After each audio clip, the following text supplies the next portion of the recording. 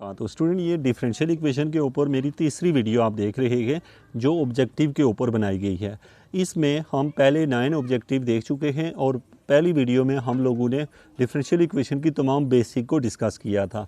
अब इसके जो की पॉइंट्स हैं वो अगर आप नोट कर लें और जो पैटर्न मैं आपको बता रहा हूँ उसके मुताबिक अगर आप इसको प्रिपेयर करें तो मैं नहीं समझता कि आपको डिफरेंशियल इक्वेशन के पेपर में कोई भी प्रॉब्लम होने वाला है।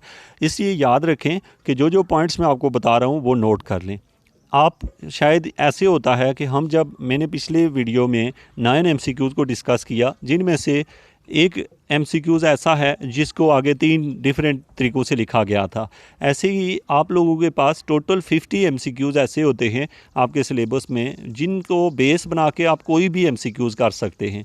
तो याद रखें कि एमसीक्यूज़ बहुत ज़्यादा नहीं होते चूँकि की पॉइंट्स होते ही थोड़े से हैं। अब राइटर जो होता है या जो लिखने वाला होता है जो आपको एमसीक्यूज़ जो आपके लिख के भेजता है वो सिर्फ वो 50 पॉइंट जानता होता है जिनकी बेस पे वो एमसीक्यूज़ बनाता है। होप सो आप मेरी बात को समझ रहे होंगे और आप एमसीक्यूज़ को नोट करेंगे।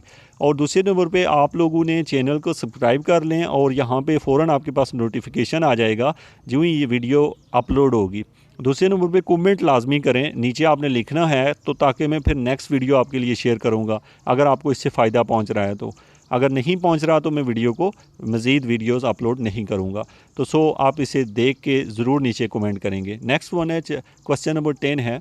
इसमें देखें for solving y double prime minus y prime plus 2y equal to 0।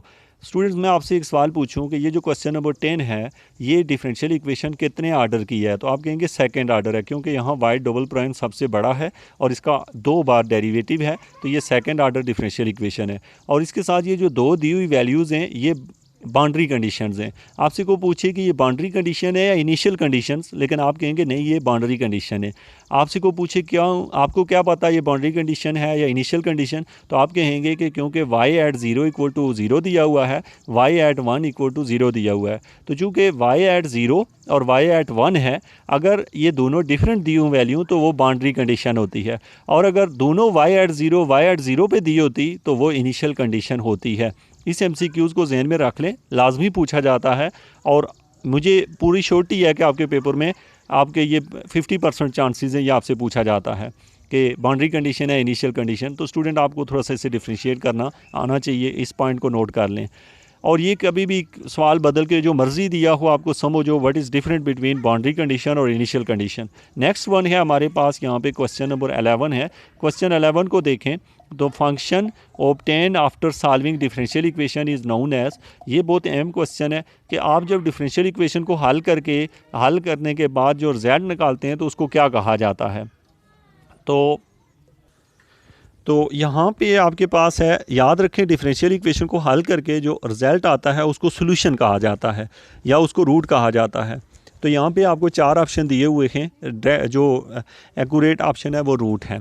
अच्छा, सॉल्यूशन या रूट दोनों हो सकते हैं, यानी डिफरेंशियल इक्वेशन को हल करने के बाद जो रिज़ल्ट आता है तो उसको हम लोग सॉल्यूशन या रूट कहते हैं। नेक्स्ट वन है क्वेश्चन नंबर 12 है।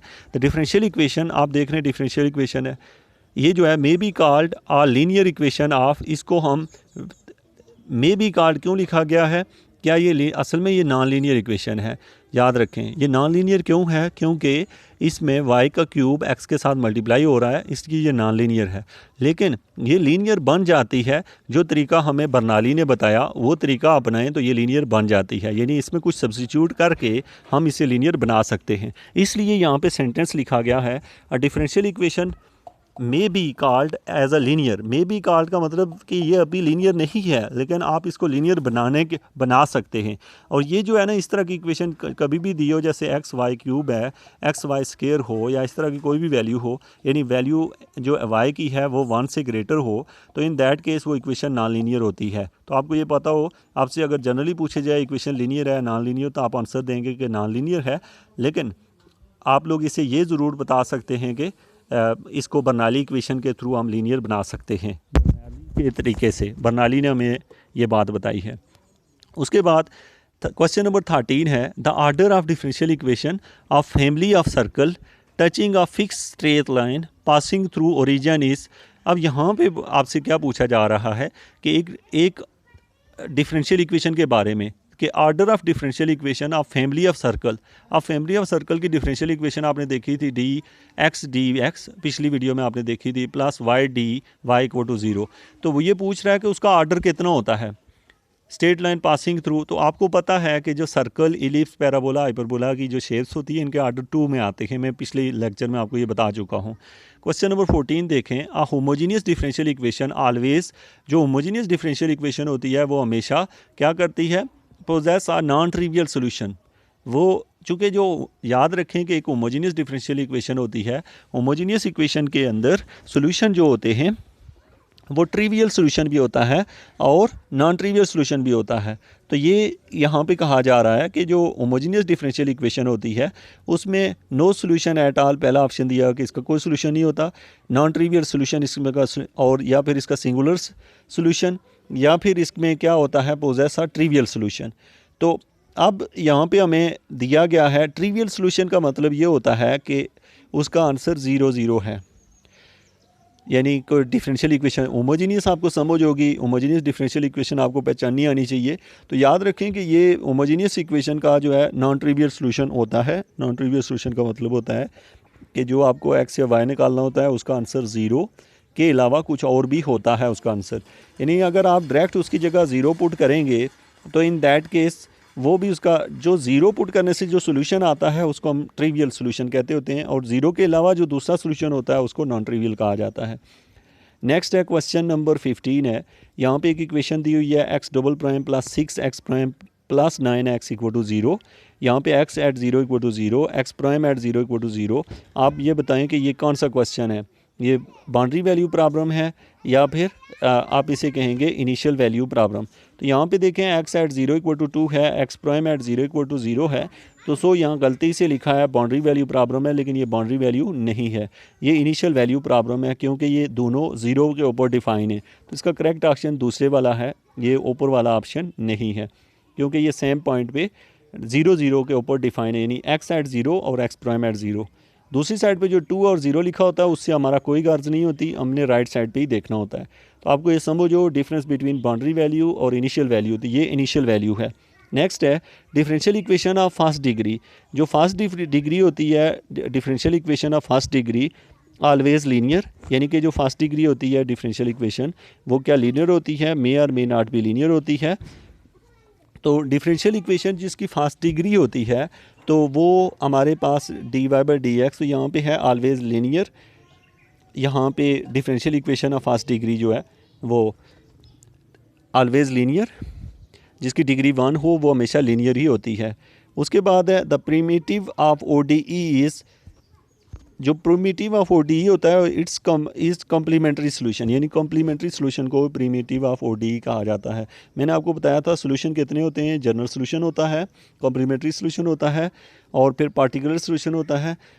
कंप्लीट सोल्यूशन भी आप ये समझ लें कि वो सोल्यूशन जो जनरल सोल्यूशन होता है उसको हल करें, उसके अंदर से कांस्टेंट भी निकाल के पुट कर दें, वो जो कांस्टेंट इन्वॉल्व होते हैं, तो फिर वो जो है वो एक कंप्लीट सोल्यूशन बन जाता है।